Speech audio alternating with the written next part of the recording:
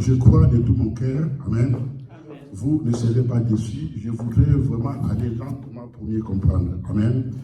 Comme nous avons commencé la fois passée, on avait fait l'exemple de la vie qu'on avait auparavant. Amen. Et la vie que nous avons reçue en Christ. Amen.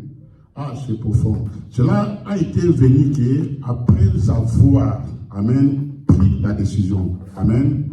Veut dire que si on n'avait pas pris la décision, alléluia, de suivre Dieu, aucune chose ne peut se manifester en nous. Amen.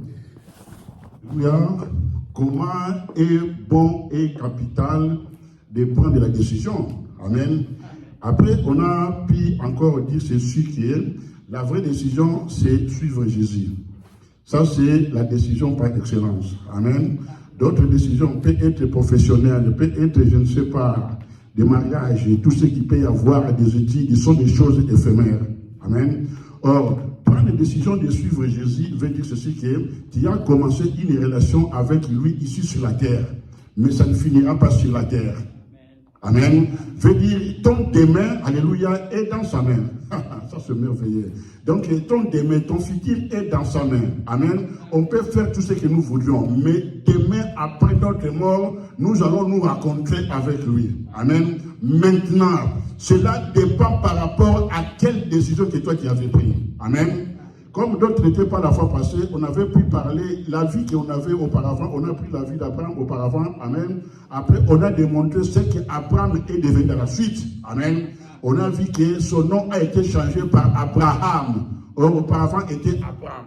Du fait que d'Abraham à Abraham veut dire que quelque chose est différent. Comment? Abraham, père élevé.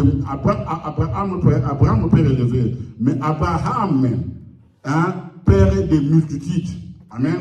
Un changement. Quand nous venons au Seigneur, et on avait aussi pu voir l'exemple des serviteurs de Moïse, son nom Josué. Amen. Qui était un serviteur persévérant. Il lui restait toujours dans le tabernacle pendant que la gloire de Dieu descendait et partait. Mais Moïse, son serviteur, Moïse, son maître plutôt, sortait du tabernacle. Amen. Et nous allons comprendre la suite. Quand Dieu maintenant va choisir quelqu'un pour remplacer Moïse, il a pris Josué. Pourquoi? Parce qu'il avait pris la décision et il était aussi fidèle. Amen. Juste dans Ephésiens, chapitre 2, verset 1 à 5, Paul est en train de nous époumoner, amen, l'état par lequel on était auparavant. Amen. Et l'état que nous sommes devenus. Cela ne vient pas de nous, mais c'était une relation avec quelqu'un. Son nom, c'est Jésus. Amen. Veut dire, personne ne peut transformer une personne, devenir dans une autre dimension sans passer par Christ et Jésus. La raison pour laquelle, le livre de Jean, chapitre 14, verset 8 et 6 plutôt, il a dit que je suis le chemin, la vie et la vérité. Nul ne vient au Père que par moi. Amen. Or, si tu penses vraiment qu'avoir une bonne relation avec Dieu, la première chose, tu n'as qu'à reconnaître Jésus-Christ comme unique Seigneur et Sauveur. Amen. Si tu te trouves avec quelqu'un qui te dit que non, moi j'ai une bonne relation avec Dieu, mais je ne crois pas en Jésus-Christ, c'est un menteur. Alléluia. Parce que Dieu s'est révélé seulement à son Fils. Amen. Dieu s'est révélé seulement par son Fils. Gloire au Seigneur.